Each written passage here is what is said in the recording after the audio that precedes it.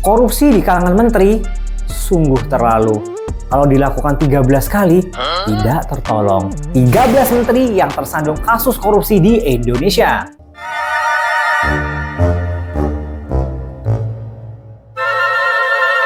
Tercatat, 13 menteri sempat terjerat kasus korupsi sejak era Megawati. Totalnya ada 3 di era Megawati, 5 di era SBY, dan 5 di era Jokowi. Sebelum ini, Menteri Komunikasi dan Informatika Johnny G. Plate ditetapkan sebagai tersangka oleh Kejaksaan untuk kasus BTS yang merugikan negara hingga 8 triliun.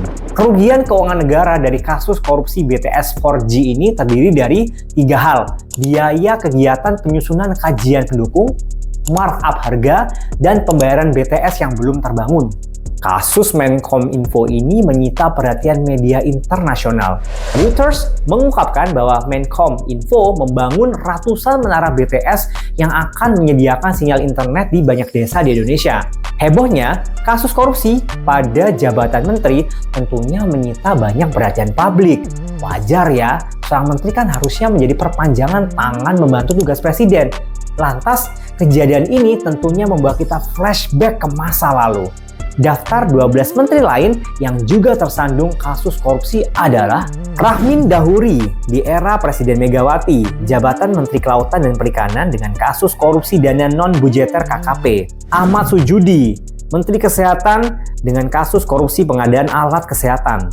Dan yang ketiga di era Megawati, Hari Sabarno, Menteri Dalam Negeri dengan kasus korupsi pengadaan mobil pemadam kebakaran. Di era SBY ada 5 menteri yang juga terjerat kasus korupsi.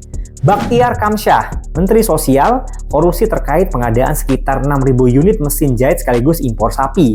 Siti Fadilah Supari, Menteri Kesehatan, korupsi pengadaan alat kesehatan. Andi Malarangeng, Menteri Pemuda dan Olahraga, kasus korupsi Hambalang. Jero Wacik, Menteri SDM Pariwisata, tersandung kasus korupsi dana operasional menteri. Surya Dharma Ali, Menteri Agama, korupsi dana haji dan dana operasional menteri. Kalau 5 berikutnya pasti mungkin masih fresh diingatan ya karena terjadi di era Jokowi. Idrus Marham, Menteri Sosial, korupsi proyek PLTU Riau. Imam Nahrawi, Menteri Pemuda dan Olahraga, suap dan hibah KONI. Edi Prabowo, Menteri Kelautan dan Perikanan, suap terkait izin budidaya dan ekspor benih lobster.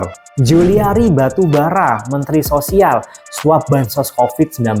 Ini keterlaluan sekali sih, apalagi Menteri Sosial dan korupsi dana bantuan sosial waktu pandemi.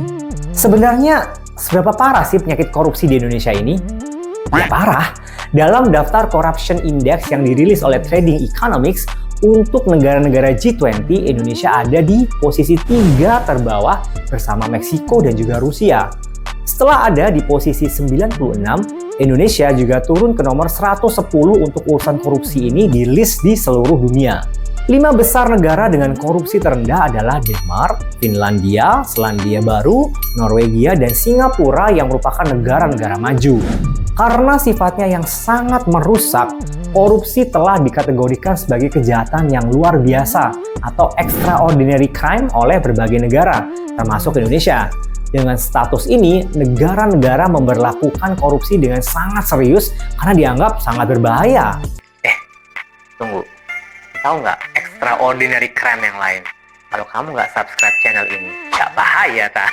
Di negara seperti Cina, Korea Utara, dan Vietnam, hukuman mati untuk koruptor adalah hal yang wajar. Menurut kamu gimana? Apa yang harus dilakukan pemerintah Indonesia untuk memberangus korupsi ini? Drop di kolom komen dan kasih ide mau bahas mengenai apa lagi. See you in the next video.